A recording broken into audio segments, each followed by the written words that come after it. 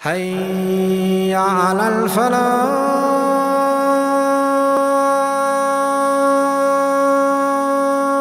ایک مفتی اندر بھی بیٹھا ہو، ایک مفتی اندر بھی بیٹھا ہو، اس مفتی کی سنو گے تو وہ کہے گا جھوٹ کسی حال میں جائز نہیں۔ امام حسین نے کیوں سر دے دیا؟ جھوٹ کے ہاتھوں میں ہاتھ ہی دینا تھا نا، اور پھر مدینے جا کے توبہ کر لیتے، گالی مک جانی ہے۔ آسان ہے بچوں کو ذبح ہوتے دیکھنا، سر کٹ کٹ کے نیزوں پہ چڑھنا، اور نبی کی نسل ہو کر بھیڑ بکری کی طرح ذبح ہو جانا۔ جنت کی، میں تو سر درد کا شدید مریض ہو چکا ہوں، پھر بھی بول رہا ہوں کہ اللہ کرے اللہ راضی ہو کر جنت دے دے۔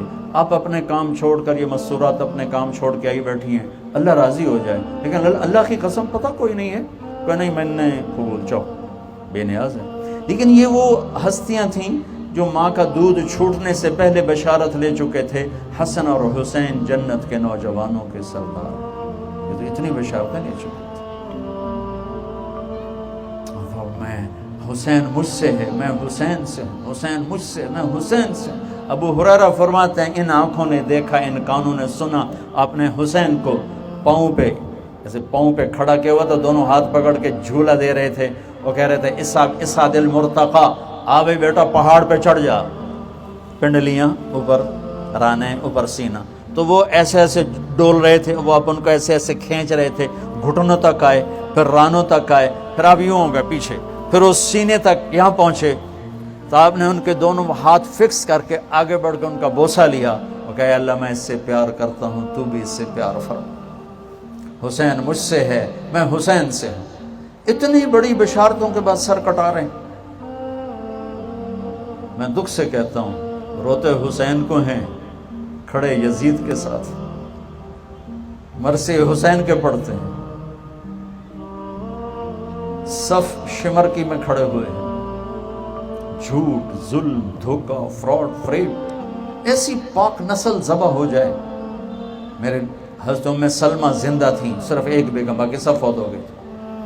عصر کے قریب خواب میں دیکھا اللہ کے نبی کا رنگ پیلا، داڑھی میں مٹی، سر کے بالوں میں بھی مٹی۔ تو عرض کی یا رسول اللہ میرے ماں باپ قربان، یہ آپ کا حال کیا ہے؟ کہ میں ابھی اپنے بیٹے حسین کو قتل ہوتے دیکھ کے آیا ہوں، اسے میری ہی امت نے ذبح کر دیا۔ سچ اور جھوٹ کو نکھیڑنا اتنا طاقتور یہ قوم ہے۔ یہاں تو یزید بھی رہیں گے اور حسین جیسے بھی رہیں گے، یہاں زنا بھی چلے گا اور یہاں نکاح بھی چلے گا، شراب بھی چلے گی، شربت بھی چلے گا، حلال بھی چلے گا، حرام بھی چلے گا، جھوٹ بھی چلے گا، سچ بھی چلے گا، ظالم بھی غرائے گا اور مظلوم بھی سسکے گا، لیکن ایک دن آئے گا اللہ کہے گا وَامْتَازُوا الْيَوْمَ أَيُّهَا الْمُجْرِمُونَ، آج نافرمان ایک طرف ہو جاؤ اور میرے ماننے والے ایک طرف ہو جاؤ۔ سچائی کو گلے لگانے کے لیے پوری نسل ذبح کرنی پڑے تو کربلا موجود ہے۔ پوری انسانی تاریخ میں ایسا واقعہ نہیں ہوا، دعوے سے کہہ رہا ہوں، ظلم کے لحاظ سے، اور آج تک ایسا واقعہ نہیں انسانی تاریخ میں جس پر اتنے آنسو بہے ہوں اور بہتے ہی جا رہے ہوں۔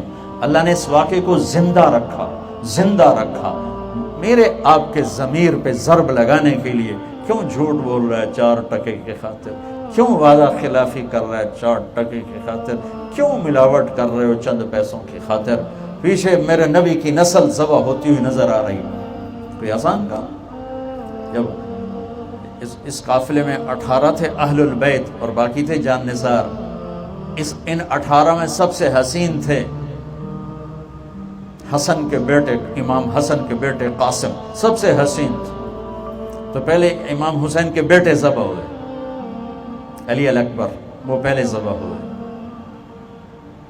پھر قاسم نے تلوار اٹھائی، تو ان کو جب کوفیوں نے گھیرا اور ان کے کندھے پہ تلوار لگی اور وہ بازو کٹ گیا، تو انہوں نے آواز لگا یا اماں، ہے چچا، تو امام علی خود زخمی تھے اور شیر کی طرح اٹھے اور مجمع کو چیرتے ہوئے جب وہاں پہنچے تو وہ جان کی بازی ہار رہے تھے اور ایڑیاں رگڑ رہے تھے، اور چاند سا چہرہ خون و خون تھا۔ تو ان کے سرانے کھڑے ہو کر فرمایا بیٹا آج تیرا چچا بڑا بے بس، آج وہ تیری مدد کو پہنچ نہیں سکا، لیکن ایک دن آئے گا جب یہ کیس اللہ کے نبی کی بارگاہ میں لگے گا، اور اس دن ہمارے نانا ہمارے وکیل بن کے آئیں گے، اور ان کی لاش کو اٹھایا اور جا کر جہاں اور اہل بیت کی لاشیں تھیں وہاں جا کر ڈال دیا، اور پھر تھوڑی دیر بعد خود بھی سر کٹا کے نیزے پہ چڑھ کے پیغام دے گئے کہ جھوٹ کے ساتھی نہ بننا، ظلم کے ساتھی